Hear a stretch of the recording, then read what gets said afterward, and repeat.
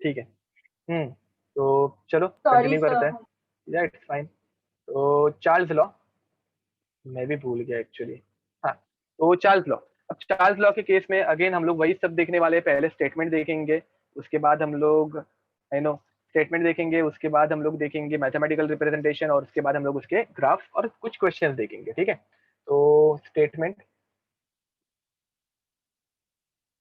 अब अगर तुम लोग को याद होगा पी वी, उसके बाद वी और टी, तो चार्ल्स लॉ वॉल्यूम और टेम्परेचर को कोरिलेट करने वाले, और ऐसे टाइम पे प्रेशर कांस्टेंट हो जाएगा। ठीक है, तो at constant pressure, at at constant pressure, sir recording के वॉल्यूम एंड ऑफ, में सबको हाँ ऊपर का सब कुछ दिखा दो, जिसको नोट्स लेने होंगे वो ले लेगा। चलेगा चलेगा। तुम लोगों को मैं इसकी पीडीएफ जेपीक फाइल तो भेज ही दूंगा। तो सर आज आपने जो भेजी है उसमें बराबर से दिख नहीं रहा, मतलब जूम इन किया तो। हाँ सर, अरे वो ऐसे जूम कैसे मोबाइल पे रुको। जूम इन नहीं होता है सर। अरे नहीं मैंने सर, मेरे हुआ मोबाइल के है, ऊपर किया। हाँ, तुम लोगों के मोबाइल हो बहुत रहा है। पुराने हो गए रहेंगे। थोड़ा उसको टाइम देना, सिर्फ ऐसे 5-10 मिनट रुक जाओ। बहुत ओके। बड़ी इमेज है ना। हाँ, तो उसके बाद वो क्लियर हो जाएगा। मेरे मोबाइल पे हो रहा है, मतलब मुझे और एक दो जन ने मैसेज किया था। ओके, तो at constant pressure volume of any gas is directly proportional, is directly proportional to absolute temperature. लिख देना यहाँ पे, एब्सोल्यूट। सर ड्राइव में नहीं दिख रहा। सर हाँ बोलो। वो जो टेम्परेचर आपने ऑफ, जो सेंड किया है ना फोटो, हम्म लाइक जेपीजी, हम्म तो सर वो सिर्फ गूगल फोटोज में मैंने जब ओपन किया तब वो दिख रहा है, लाइक अभी ओपन किया है तो, हम्म एंड बाकी सब जगह पे वो नहीं दिख रहा है सर, सिर्फ ओके डॉट्स नजर आ रहे हैं। ओके, तो गूगल फोटोज में ओपन करना। मैंने तो मेरे नॉर्मल मोबाइल के एप्लीकेशन में ही ओपन किया था। ठीक है, गूगल फोटोज ट्राई करना, उसमें ओपन हो जाएगा। अब एक सिंपल एग्जांपल लेते हैं चार्ल्स लॉ एक्सप्लेन करने के लिए, और फिर तुम लोगों को चार्ल्स लॉ के बारे में थोड़ी सी मैं बैक स्टोरी भी बता दूंगा। अब चार्ल्स लॉ, ठीक है, चार्ल्स ने हम लोगों को वॉल्यूम और टेम्परेचर के बीच का कोरिलेशन बताया। अब ये तुम लोग घर पे बैठ के भी तुम लोग चेक कर सकते हो। आज घर पे एक बलून फुलाना, ठीक है। अब बलून ब्लो करने के बाद उसे लेके जाना फ्रिज के अंदर, और फ्रिज के अंदर भर देना। ठीक है, अब फ्रिज के अंदर रखने के बाद बलून का टेम्परेचर क्या होगा?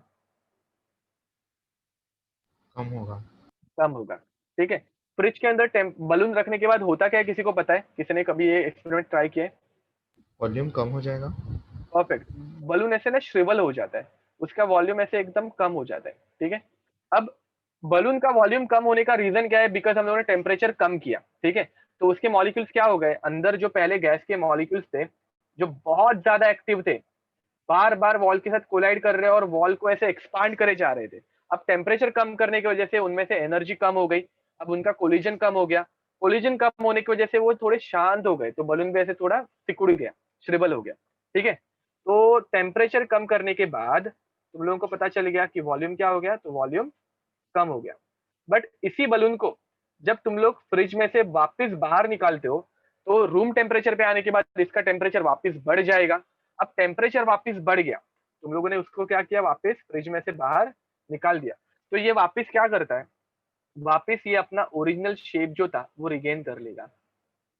ठीक है, तो वापस इसमें जो एनर्जी थी, रूम टेम्परेचर जो पे जो एनर्जी थी, वो वापस एनर्जी रीगेन करेगा। वापस जो मॉलिक्यूल्स है वो बलून को स्ट्रेच करना स्टार्ट करेंगे, प्रेशर अप्लाई करना स्टार्ट करेंगे, और वो उसके ओरिजिनल शेप में वापस आ जाएगा। ठीक है, तो moral of the story, temperature and volume they are directly proportional और इनवर्सली प्रोपोर्शनल।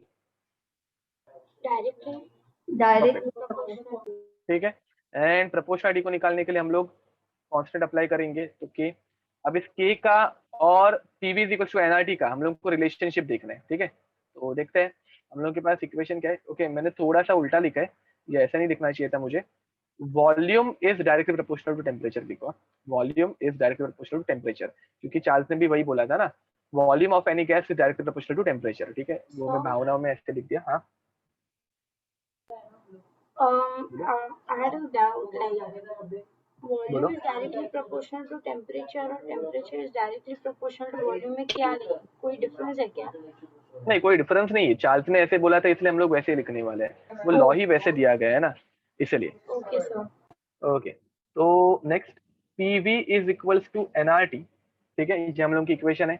अब हम लोग इसको वॉल्यूम के साथ कोरिलेट करेंगे, हम लोग को इस तरफ वॉल्यूम रखना है, दूसरी तरफ टेम्परेचर रखना है, ठीक है। तो ये कैसे हो जाएगा, volume is equals to NRT, नहीं एनआरटी ही है ना, एनआरटी, टी को हम लोगों को वैसे ही रखना है ना, सॉरी, तो NR upon P into T, ठीक है। तो इन दोनों इक्वेशन को हम लोग कोरिलेट करेंगे तो के और एनआर अपॉन पी इनकी वैल्यू सेम आएगी, तो इसके ऊपर से हम लोग बोल सकते हैं K is equals to N R upon P, ठीक है। अब फाइनली मुझे बताओ के इज, एन और आर दोनों कांस्टेंट है, तो दोनों कांस्टेंट है तो K is what, inversely proportional to T, getting it. तो सर सेम हम इसमें लोगों ने v कहाँ जैसे, गया? जब आपने k is equal to N R upon P लिखा तो v कहाँ गया? ओके, देखो मैंने ये सेकंड इक्वेशन जो है इसे कंपेयर किया इस वाले इक्वेशन से, ठीक है। तो v v दोनों सेम है, t t ये भी दोनों सेम है, तो k की वैल्यू कितनी हो जाएगी, k की वैल्यू हो जाएगी nr अपॉन p, समझा। तो हाँ k is equals to nr upon p, तो k is inversely proportional to p। इसका रीजन क्या है, because n and r are constant, n and r are constant, ठीक है। तो लिख लो ये।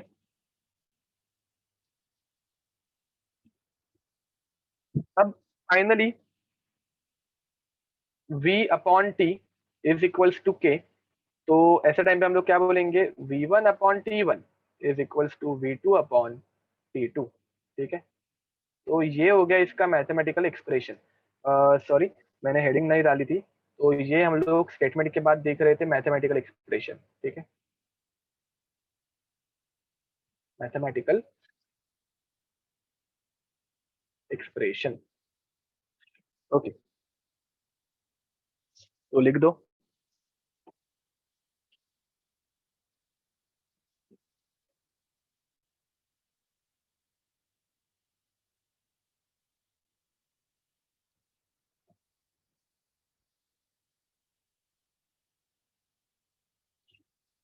ओके, तो चार्ल्स की स्टोरी। अब चार्ल्स ने सबसे पहले इन्वेंट किया कि अगर किसी गैस को हम लोग हीट करेंगे तो उसका वॉल्यूम बढ़ जाएगा। अब अगर किसी चीज का वॉल्यूम बढ़ रहा है तो density is mass upon volume, तो गैस की डेंसिटी क्या हो जाएगी, तो डेंसिटी कम हो जाएगी, वॉल्यूम बढ़ेगा तो मास अपॉन वॉल्यूम घटेगा, मतलब डेंसिटी घटेगी। तो चार्ल्स ने डिराइव किया, मतलब चार्ल्स ने सबसे पहले फाइंड आउट किया कि टेम्परेचर अगर हम लोग बढ़ाएंगे तो डेंसिटी कम होती है। अब मुझे बताओ गैस की डेंसिटी अगर कम होते गई तो गैस क्या होगी, गैस ऐसे फ्लोट करना स्टार्ट करेगी। मैं क्या बोल रहा हूँ समझ रहे हैं, गैस की बॉयंसी मतलब उसका फ्लोट होना वो बढ़ जाएगा, और वो हवा में एस्केप होने की उसकी टेंडेंसी क्या हो जाएगी, बढ़ जाएगी। तो चार्ल्स ने ये ऑब्जर्व किया कि गैस को हीट करने की वजह से उसकी डेंसिटी कम होती है तो वो इजीली फ्लोट करना स्टार्ट करती है। तो अगर हम लोग किसी बलून में हीट की हुई गैस भरेंगे तो वो बलून ऐसे हवा में फ्लोट करना स्टार्ट करेगा, और उसी बलून को आजकल हम लोग बोलते हैं हॉट एयर बलून। किसी को पता ही है hot air balloon yes sir. ना। तो Charles was the first person, Sneha please ये अंडू कर दो आपने जो लिखा था, गलती से हो गया होगा आपसे, वो अंडू कर दो। तो Charles was the first person who discovered और who made first hot air balloon, ठीक है। तो इन्होंने जब हॉट एयर बलून बनाया, this is the true story, ठीक है, हिस्ट्री का सच्चा पार्ट बताऊंगा तुम लोगों को। तो इन्होंने हॉट एयर बलून जब बनाया, ठीक है, तो ये था चार्ल्स का हॉट एयर बलून, ठीक है, इन्होंने ये बनाया, इसके अंदर चार्ल्स बैठे, ठीक है, ये थे अपने चार्ल्स जो, ठीक है।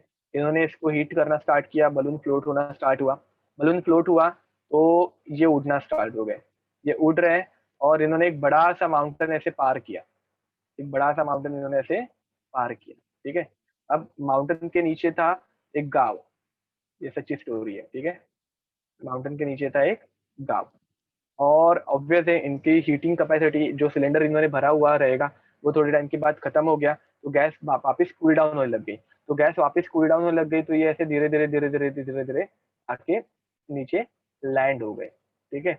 अब मुझे बताओ ये कुछ 1800 के शतक की बात है, मतलब 200 साल पुरानी बात है। 200 साल पुराने टाइम पे तुम लोगों के गाँव में ऐसे कोई एक हॉट एयर बलून में आदमी आके बैठ के आ गया उड़ते हुए, तो तुम लोगों को कैसे लगेगा, एलियन है। एलियन या फिर जादूगर, ठीक है, वहां पे तभी एलियन वेलियन के कंसेप्ट नहीं थे, तो they thought that he was a wizard, ठीक है, एंड जादू वादू काला जादू करने वाला आदमी है बाबा, तो दे बर्नट इट, ठीक है, तो उन्होंने इसको आग लगा दी जो, ठीक है, पूरे इसको जला दिया था वैसे। तो this is a true story. तो चार्ल्स का पहला हॉट एयर बलून जला दिया गया था, एंड फिर बाद में उसने लोगों को प्रूव किया कि अरे नहीं बाबा ये जादू वादू नहीं है, ऐसे ऐसे रहता है, ठीक है, तो हीट करेंगे तो गैस एक्सपांड होती है, एक्सपांड करने के बाद गैस की डेंसिटी कम होती है तो वो फ्लोट करना स्टार्ट करता है, ब्ला ब्ला ब्ला, ठीक है। तो लोगों ने मान लिया और आजकल हम लोग मनाली में जाके वहां पे बैठते भी है, ठीक है। तो चलो ग्राफ की तरफ आते हैं, बहुत हो गया हिस्ट्री का पार्ट, ये कोई तुम लोगों को पूछने नहीं वाले, बट ग्राफ जरूर पूछेंगे। तो ग्राफ जैसे हम लोगों ने बाद में देखा था,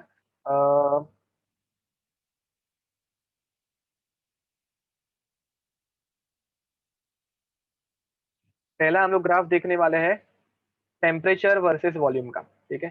तो first graph is of temperature versus volume, ठीक है। तो टेम्परेचर वर्सेस वॉल्यूम के केस में अगर तुम लोग देखोगे तो हम लोगों की इक्वेशन क्या थी, volume is equals to, volume is equals to के इंटू टी। अब सेम ये इक्वेशन तुम लोगों को कैसे दिख रही है, ओके, ये थोड़ी सी वैल्यूज चेंज कर दो, वॉल्यूम वर्सेस टेम्परेचर कर दो, वॉल्यूम वर्सेस टेम्परेचर, ठीक है। तुम लोगों को एग्जाम में भी यही ग्राफ पूछेंगे, डोंट वरी। तो वॉल्यूम इज इक्वल्स टू के इंटू टी, अगर ऐसी इक्वेशन दी तो तुम लोग इसको कौन सी इक्वेशन बोलोगे, y is equals to mx वाली, ठीक है। तो y एक्सिस पे तुम लोग वॉल्यूम प्लॉट कर रहे हो, x एक्सिस पे तुम लोग x प्लॉट कर, सॉरी t प्लॉट कर रहे हो, तो m कितना हो जाएगा, तो m हो जाएगा हमारा k, ठीक है। अब इस इक्वेशन को तुम लोग अगर देखोगे तो प्लस सी वाली वैल्यू है ही नहीं, तो प्लस सी नहीं है मतलब इक्वेशन ग्राफ कहाँ से स्टार्ट होगा, ओरिजिन, ठीक है।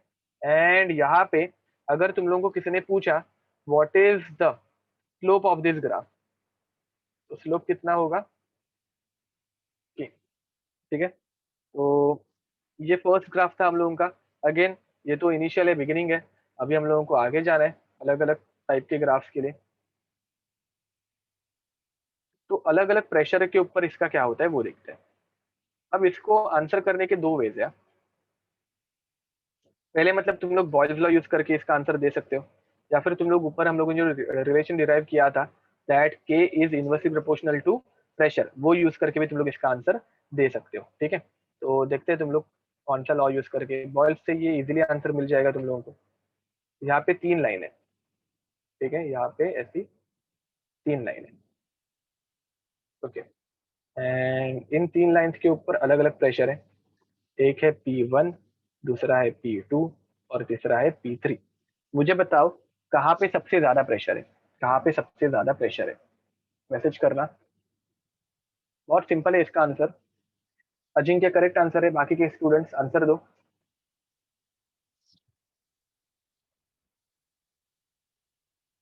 नहीं, just give me a minute, I have work. Prachi correct है, डेविड करेक्ट है। देखो तुम लोगों को प्रेशर ज्यादा अगर पूछा है तो तुम लोगों को वॉल्यूम कम देखना है, तो जिधर वॉल्यूम तुम लोगों को कम दिख रहा है वहां पे सबसे ज्यादा प्रेशर होगा, दैट सेट खत्म, तो उसका आंसर करो। अब वॉल्यूम सबसे कम कहाँ पे है, आकाश करेक्ट आंसर है, ऋषिकेश करेक्ट Sir, है। हम्म, sir, like you said that Boyle's law से easily मिल जाएगा आंसर। हम्म, तो Boyle's law तो like it says that pressure is directly proportional to volume, right? No, pressure is inversely proportional to volume, हम लोगों ने ऊपर Oh वही देखा yeah, ना, sorry. ओके। Sir, I'm तो getting so confused. I'll read it once and I'll get. Okay, I'm getting a तो little bit confused. I'm sorry. अरे कुछ नहीं, जस्ट इमेजिन करो ना कि प्रेशर बढ़ाएंगे तो वॉल्यूम क्या होगा, कम हो जाएगा, दैट्स इट। तो प्रेशर कम करेंगे, सॉरी प्रेशर सबसे ज्यादा है तो वॉल्यूम सबसे कम, यहाँ पे दिख रहा है, बाद में प्रेशर थोड़ा कम किया तो वॉल्यूम बढ़ गया, प्रेशर और बढ़ कम किया तो वॉल्यूम और बढ़ गया, तो P1 सबसे कम रहने वाला है, ठीक है, ओके। एंड फाइनली हम लोगों की लॉग वाली इक्वेशन,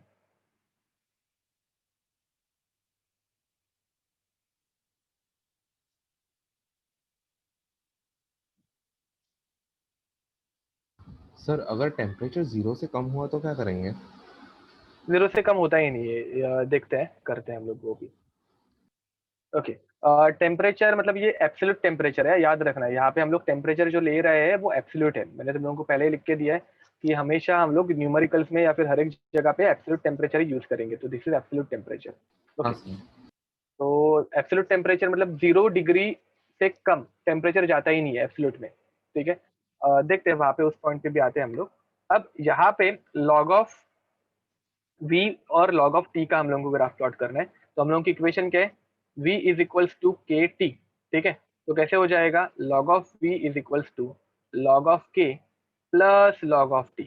अब यहाँ पे तुम लोग देखोगे तो ये तुम लोगों के y एक्सिस वाला है, ये तुम लोगों के x एक्सिस वाला है, मतलब ये हो गया mx, और ये फिर तुम लोगों का हो जाएगा c। मतलब यहाँ पे ये 0 से स्टार्ट होने वाला है क्या, तो अगर C है तो ये 0 से स्टार्ट नहीं होता, याद रखना, ये बीच से किधर तो होगा। अब मुझे बताओ इसकी वैल्यू ऊपर जाने वाली रहेगी या नीचे आने वाली रहेगी, तो m की वैल्यू ऊपर। पॉजिटिव, पॉजिटिव है तो ये ऐसे ऊपर जाने वाला रहेगा, ठीक है। तो मुझे बताओ इस m की वैल्यू कितनी है, इस m की वैल्यू कितनी है,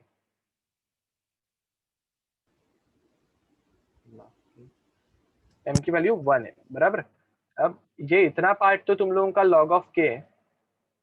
अब इसमें तुम लोगों को एक अच्छा क्वेश्चन मिलता है मैथ्स वाले स्टूडेंट्स का, नीट में ये क्वेश्चन आने के चांसेस नहीं है, बट मैथ्स वाले स्टूडेंट्स डेफिनेटली तुम लोगों को ये क्वेश्चन आ सकता है। तो यहाँ पे थीटा की वैल्यू बताओ, ऐसा क्वेश्चन आता है, ठीक है। तो थीटा की वैल्यू अगर तुम लोगों को निकालना होगा तो स्लोप का फॉर्मूला क्या रहता है, m। स्लोप का फॉर्मूला क्या रहता है, तो स्लोप का एक्चुअल फॉर्मूला रहता है y2 minus y1 divided by x2 minus x1 divided by x2 minus x1। मतलब ये log क्या हो v गया, minus log k upon log t। नहीं, वेट अ मिनट, तो delta y upon delta x, ठीक है। अब यहाँ पे तुम लोगों को थीटा देखना है, मतलब ये वाला भी तुम लोगों को थीटा यही देखना है, ठीक है, यही थीटा है वो।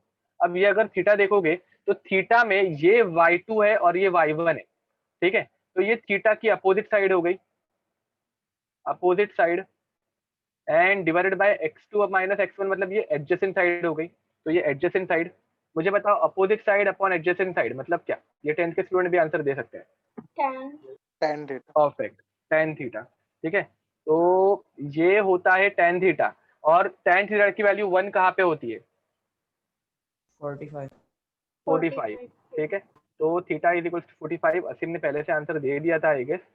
तो यहाँ पे ये 45 डिग्री, ठीक है। तो ये ऐसा क्वेश्चन तुम लोगों को पूछ सकते हैं वो, हाँ असीम ने पहले से आंसर दिया था, गुड।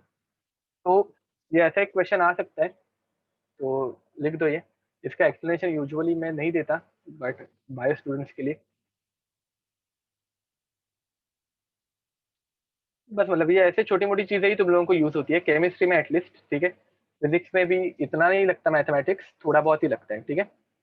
ओके, तो कर लो ये, सर फिर हम बोर्ड्स लोग में भी इसके कुछ यूज होता क्वेश्चन। है क्या, ऐसे सब क्वेश्चन आते हैं बोर्ड्स के क्या, पेपर में? ना बोर्ड्स में ये बिल्कुल नहीं आते, कॉलेज लेवल पे तो ये ऐसे क्वेश्चन कभी नहीं आएंगे। ये हम लोग एंट्रेंस लेवल की बात कर रहे हैं, ओनली एंट्रेंस। ओके। यप,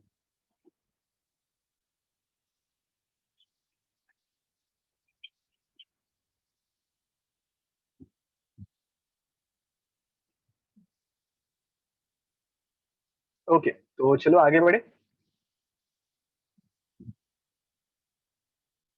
तो मैंने तुम लोगों को बता के तो रखा है कि हम लोग हमेशा केल्विन में ही फॉर्मूला यूज करने वाले हैं, मतलब केल्विन में ही हम लोग सारे कैलकुलेशंस करने वाले हैं, ठीक है। बट अगर तुम लोगों को डिग्री सेल्सियस में कैलकुलेशन करना होगा तो चार्ल्स ने हम लोगों को डिग्री सेल्सियस के लिए भी एक फॉर्मूला दे के रखा था। तो वो एक फॉर्मूला मैं तुम लोगों को लिख के दे रहा हूँ, सिर्फ formula for degree Celsius scale, ठीक है। तो formula for degree Celsius scale क्या रहता है, तो देखते हैं। Volume at t degree Celsius, volume at t degree Celsius is equals to volume at 0 degree Celsius, volume at 0 degree Celsius into 1 plus 273, sorry 1 plus t divided by 273.15, 273.15, ठीक है। ये हम लोगों का फॉर्मूला है। ये फॉर्मूला हम लोगों को क्या बताता है वो देखते हैं। तो ये फॉर्मूला हम लोगों को क्या बताता है, ये फॉर्मूला हम लोगों को बताता है कि अगर मैं टेम्परेचर 1 डिग्री से चेंज करूंगा, कितने से चेंज करूंगा, 1 डिग्री से, तो वॉल्यूम एट 1 डिग्री सेल्सियस कितना होगा, तो 0 डिग्री पे जितना वॉल्यूम था उतना प्लस 1/273.15, उतना प्लस 1/273.15, ये जो ये T/273.15 जो है वो एडिशन फैक्टर है कि 1 डिग्री के वजह से कितना चेंज आएगा, 2 डिग्री की वजह से कितना होगा, 3 की वजह से कितना होगा। मैं क्या बोल रहा हूँ समझ में आ रहा है। तो यहाँ पे ये हर एक टर्म क्या बोलती है वो हम लोग लिख के लेने वाले हैं। This tells us that volume at T degree Celsius, volume eight T degree Celsius, this tells us volume at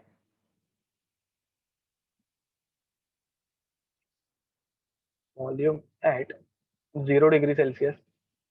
Now this is called as, इसके लिए एक स्पेसिफिक नाम है, ठीक है। तो this is called as temperature coefficient of volume, temperature coefficient of volume, ठीक है। तो बस खत्म, लिख दो ये। एंड हाँ टी एक रह गया ना, T is temperature in degree Celsius, ये मत भूलना, ये पूरा फॉर्मूला हम लोगों को डिग्री सेल्सियस के लिए है। अगेन ये तुम लोगों के सिलेबस में है, सिर्फ शो के लिए, दिखाने के लिए, इसके ऊपर क्वेश्चंस पूछे नहीं जाएंगे, ठीक है। बट इस फॉर्मूला को यूज कैसे करना है वो एक बार देख लेंगे हम लोग, डोंट वरी। तो एक क्वेश्चन लेते हैं।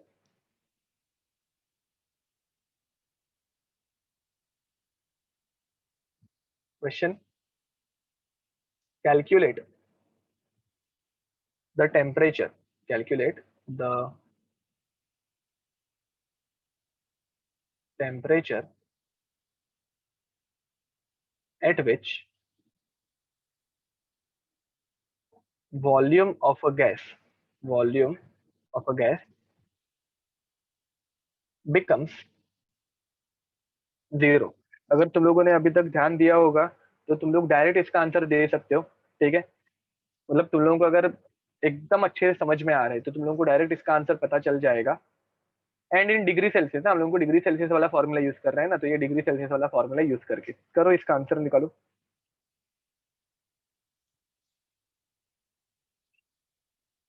ये जो वॉल्यूम है वो तुम लोगों को 0 करना है, ठीक है। करो, तो सोच पा रहे हैं कुछ आंसर इसका।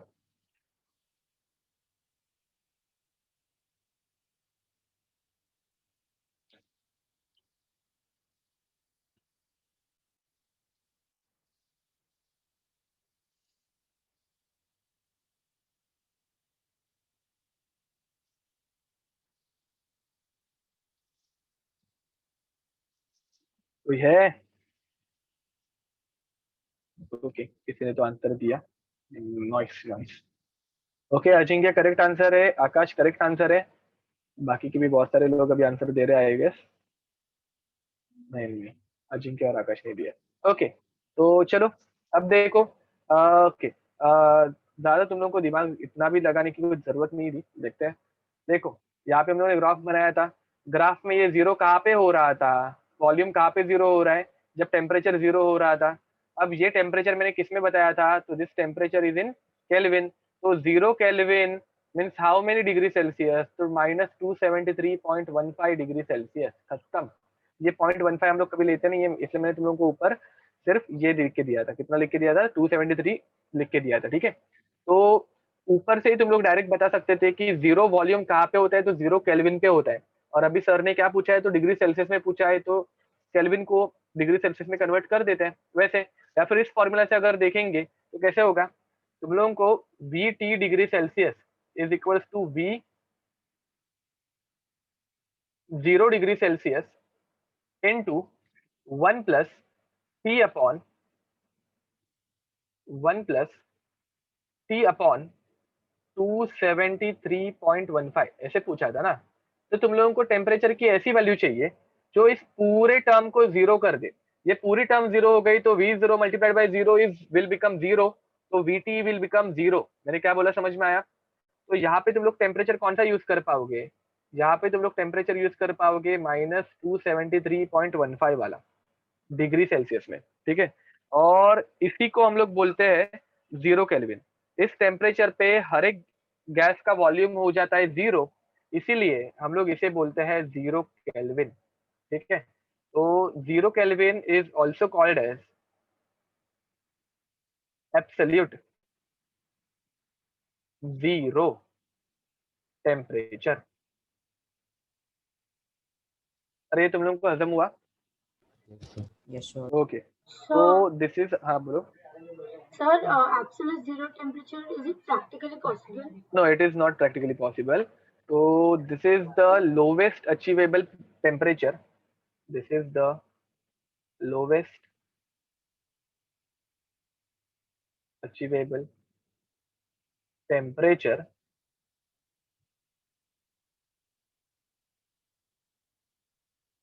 theoretically, ठीक है। एक्सपेरिमेंटली इसे अचीव करने के लिए हम लोगों को इनफाइनाइट अमाउंट की एनर्जी लगेगी, ठीक है। ये मोस्टली तुम लोग फिजिक्स में पढ़ोगे, थर्मोडायनेमिक्स में। केमिस्ट्री के थर्मोडायनेमिक्स में हम लोग इतना नहीं जाते डीप डाउन, बट फिजिक्स के थर्मोडायनेमिक्स में तुम लोगों को कैरोट साइकिल है, तो कैरोट साइकिल जेई के सिलेबस में तुम लोगों को ये डेफिनेटली तुम लोगों को डिराइव करना ही पड़ेगा, ठीक है। तब तुम लोग देख लोगे कि why infinite amount of energy is needed, ठीक है। केमिस्ट्री में हम लोग नहीं पढ़ते हैं, बट फिजिक्स में तुम लोग डेफिनेटली पढ़ोगे। सर ओके, इस टेम्परेचर पे बोस-आइंस्टाइन कंडेंसेट फॉर्म होता है। इस टेम्परेचर पे नहीं, इससे थोड़ा नीचे, मतलब इस टेम्परेचर पे हम लोग पहुंच ही नहीं पाते। अभी तक हम लोग 1 केल्विन तक पहुंच गए, 1 केल्विन से थोड़ा और नीचे भी, बट 0 केल्विन एक्चुअल में हम लोग कभी नहीं पहुंच पाएंगे सर वैसे। मतलब एक बार मतलब कुछ किसी ने पेपर रिलीज किया था कि लाइक आउटर स्पेस में ऐसा टेम्परेचर पॉसिबल है और उधर हाँ बोस-आइंस्टाइन वो, कंडेंसेट मिले हैं ऐसा। हाँ हाँ वो ठीक है, हाँ मतलब आउटर स्पेस में it is possible. Outer space मतलब स्पेस की एवरेज जो ये टेम्परेचर है वो 4 केल्विन है, वो भी तुम लोग, एक इक्वेशन है, मुझे अभी उस इक्वेशन का नाम नहीं आ रहा है शायद, वो भी तुम लोग पढ़ोगे, ठीक है। तो उस इक्वेशन पे से तुम लोग को पता चल जाएगा कि इट इज 4 केल्विन, केमिस्ट्री में नहीं, अगेन फिजिक्स में। बट तो एवरेज वहां पे अगर 4 केल्विन है तो तुम लोग वहां पे 0 केल्विन भी आराम से फाइंड आउट कर सकते हो, बट लैब्स में या फिर यहाँ पे अर्थ पे ये करना बहुत इम्पॉसिबल है, पॉसिबल ही नहीं है, ठीक है। ओके, तो चलो आगे बढ़ते हैं। अब जरा हम लोग कुछ क्वेश्चंस करना सॉल्व करते हैं। Question, what will be the increase in, what will be the percentage increase in temperature, in temperature if volume is increased by 20%। अब अगर तुम लोगों ने पहले वाले क्वेश्चन में मैं जो बोल रहा था वो अच्छे से सुना होगा, क्योंकि तुम लोग एक्चुअली तभी क्वेश्चन सॉल्व करने के में इतने बिजी थे, बट अगर फिर भी तुम लोगों ने अगर सुना होगा तो तुम लोगों को इसका आंसर ऐसे डायरेक्टली पता चल जाएगा। करेक्ट बोल रहे हो अजिंक्य? तो देखो, मैंने तुम लोगों को क्या बताया था, इनवर्सली प्रोपोर्शनल में इनकी वैल्यूज चेंज होती है। अगर 20% से इंक्रीज हुआ तो वो दूसरा वाला 20% से डिक्रीज होगा, ऐसे नहीं रहता। क्यों? क्योंकि वो इनवर्सली प्रोपोर्शनल है। But now in this case they are directly proportional. Directly proportional में ये एक्चुअल में 20% से अगर इंक्रीज हुआ तो टेम्परेचर भी 20% से ही इंक्रीज होगा, ठीक है। तो चलो ये प्रूव कर देते हैं एक बार। इसमें गिवन देखते क्या दिया है। गिवन टेम्परेचर के केस में तुम लोग क्या बोलोगे, T1 जो है वो 100 है एंड V1 जो है वो 100 है, ठीक है। अब उन्होंने क्या बोला, what will be the increase in temperature if volume is increase by 20%। तो वॉल्यूम इंक्रीज मतलब V2, ये तुम लोग लिखोगे 120, तो T2 में कितना इंक्रीज होगा वो तुम लोग को फाइंड आउट करना है। खत्म, और क्या बाकी रह गया। T1 इंटू V1 मतलब 100 into 100 is equals to T2 into a shit, गलत कर रहा हूँ ना। ऊपर मैंने तुम लोगों को फॉर्मूला लिख के दिया था ना, V1 upon V2, sorry V1 upon T1, हाँ चलो, तो फॉर्मूला लिख के दिया था, तो उसी को देखते हैं। V1 upon T1 is equals to V2 upon T2, ठीक है। तो V1 अपॉन T1 कितना हो जाएगा, 100 upon 100, 100 upon 100 is equals to T2 ना, तो 120 अपॉन T2। तो 100 और 100 मर गए, T2 इस तरफ आ गया, तो T2 इज इक्वल्स टू 120, ठीक है। तो ऑब्वियस है जितना वॉल्यूम इंक्रीज हो रहा है उतना ही टेम्परेचर इंक्रीज हो रहा है, तो percentage change in temperature, percentage change को अभी मैं डेल्टा से दिखा रहा हूँ, और तो हो गया लिखना, परसेंटेज चेंज इन टेम्परेचर कितना हो जाएगा, 20% ही होगा। समझा ये सबको? Yes, sir. ओके लिख लो। एक आगे और एक क्वेश्चन करते हैं, नेक्स्ट क्वेश्चन, आगे बढ़े। See you. तो और एक क्वेश्चन लिख लो।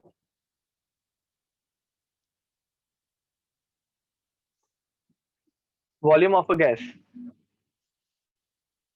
Volume of a gas at T degree Celsius is 20 liter when temperature increases by, when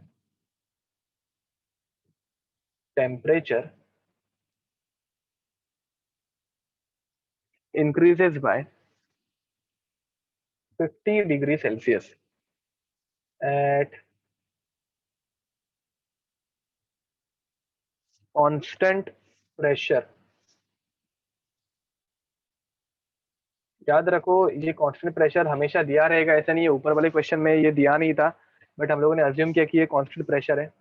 constant pressure, volume increases by 25%, calculate temperature, ठीक है। तो अब यहाँ पे उन्होंने बोला क्या वो देखते हैं। तो सबसे पहले तो तुम लोगों को V1 दे के रखा है गिवन में, तो V1 लिखते हैं। V1 कितना दिया है, तो V1 तुम लोगों को दिया है 20 लीटर, ठीक है। अब T1 तुम लोगों को दिया है क्या, तो T1 तुम लोगों को दिया नहीं है, तो T1 को अभी के लिए हम लोग x मान के चलते हैं, क्या फर्क पड़ रहा है, दिया नहीं है ना। तो T डिग्री सेल्सियस दिया है, अगेन हम लोगों को डिग्री सेल्सियस को हमेशा किस में कन्वर्ट करना रहता है, तो केल्विन में कन्वर्ट करना रहता है, तो मैं डायरेक्ट केल्विन समझने वाला हूँ, ठीक है। तो ये केल्विन में मैंने 273 ऐड कर दिए, ठीक है, अज्यूम कर रहे कि मैंने 273 ऐड कर दिए। अब V2 कितना दिया है, 25% इंक्रीज, तो 20 का 25% कितना होगा बताओ, 20 का 25% कितना होता है, तो 20 प्लस परफेक्ट, तो 25 डिवाइडेड बाय 100, ठीक है। तो ये हो गया 1 दा, ये हो गया 4 दा, ये हो गए 5, तो 20 प्लस 5 हो जाएंगे 25 लीटर, ठीक है, इंक्रीज हो रहा है। एंड T2 तुम लोगों को क्या बोला है, तो it is increases by when the temperature increases by 50%, sorry 50 degrees, ठीक है। तो 50 डिग्रीज से बड़ा मतलब x प्लस तुम लोग क्या करोगे, 50 करोगे। अब ये तुम लोग सोचोगे कि यार ये डिग्री सेल्सियस में है सर, केल्विन में कैसे ऐड कर रहे हैं, तो याद रखो, अगर समझो मैंने तुम लोगों को 0 डिग्री सेल्सियस मतलब कितने केल्विन पूछा, तो तुम लोग बोलोगे 273 केल्विन। अगर मैंने तुम लोग को बोला 100 डिग्री सेल्सियस मतलब कितने केल्विन, तो तुम लोग बोलोगे 373 केल्विन। अब मैं बोलूंगा इन दोनों को सब्ट्रैक्ट करो, तो इन दोनों का माइनस डेल्टा कितना आएगा, डेल्टा टी, तो यहाँ पे तुम लोग बोलोगे कि 100 डिग्रीज आ रहे हैं। और अगर मैं तुम लोग को यहाँ पे डेल्टा केल्विन कितना आ रहा है पूछूंगा, तो तुम लोग यहाँ पे भी बोलोगे 100 केल्विन आ रहा है। मैं क्या बोल रहा हूँ समझ में आ रहा है क्या? तो जो चेंज आता है दोनों में, जो चेंज आता है, अगर डिग्री सेल्सियस 100 से बढ़ा तो डिग्री केल्विन, सॉरी, तो केल्विन भी 100 से बढ़ेगा। अगर डिग्री सेल्सियस 50 से बढ़ा, यहाँ पे कितने से बढ़ा है, तो 50 से बढ़ा है, तो डिग्री केल्विन भी जो है वो x प्लस 50 ही होगा। ये तुम लोग को ग्रास्प हुआ क्या कंसेप्ट, कि दोनों में स्केल्स में जो टेम्परेचर चेंज रहता है वो हमेशा सेम रहता है। गेटिंग इट और नॉट? यस ओके, तो बस सारी इक्वेशन हम लोगों ने रीअरेंज कर दी है पहले से। v1 upon t1 is equals to v2 upon t2 is equals to v2 upon t2, ठीक है। तो v1 की वैल्यू कितनी है, तो 20 है, डिवाइडेड बाय t1 की वैल्यू क्या है, तो x है। v2 की वैल्यू कितनी दी है, तो 25 दी है, और t2 की वैल्यू क्या दी है, तो x प्लस 50 दी है, ठीक है। तो अब क्वाड्रेटिक लीफ को सॉल्व कर देना, 20x plus 100 is equals to 25x, ठीक है। तो फाइनली x इस 20x तरफ, प्लस 1000 होगा। 20x प्लस 1000, अच्छा हाँ तो okay x thank you, plus 50 हाँ हाँ। तो ये इस तरफ 20 इस तरफ चला जाएगा, तो 5x बचेगा, 5x is equals to 1000, x is equals to कितना हो जाएगा ये, 200, 200 ठीक है। 200. ये मत भूलना कि टेम्परेचर तुम लोगों ने केल्विन में लिया था, बट ऊपर टेम्परेचर किस में पूछा है, डिग्री सेल्सियस। तो ये केल्विन में, इसे डिग्री सेल्सियस में कन्वर्ट करना मत भूलना। तो टेम्परेचर इन डिग्री सेल्सियस कैसे आएगा, 200 minus 273 which is equals to 73 kelvin. ठीक है, बोलो। माइनस माइनस 73 डिग्री सेल्सियस ना, sorry, minus 73 degree Celsius. Okay, लिख दो ये।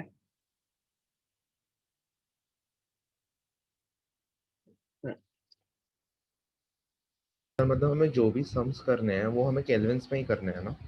हमेशा केल्विन में ही अच्छा, करने हैं। और अगर टेम्परेचर डिग्री सेल्सियस में ऑप्शन में दिया है या फिर पूछा है तो तुम लोगों को डिग्री सेल्सियस में कन्वर्ट करना है, दैट्स इट।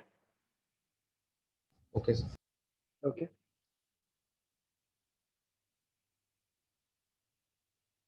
तो over here are Charles law is finished. मतलब चार्ल्स लॉ के हम लोगों ने ग्राफ देख लिए, दो अच्छे वाले क्वेश्चंस भी कर लिए। तो अभी हम लोगों को गेल-यूज़ैक्स लॉ स्टार्ट करना है, एंड गेल-यूज़ैक्स लॉ ऑब्वियसली अभी स्टार्ट नहीं करेंगे, तो विल स्टार्ट इट टुमारो। ठीक है, मतलब नेक्स्ट टाइम। तो with this will stop this lecture. See you next time. Bye bye and God bless you. Bye, sir. Thank you. Bye sir. Bye bye bye.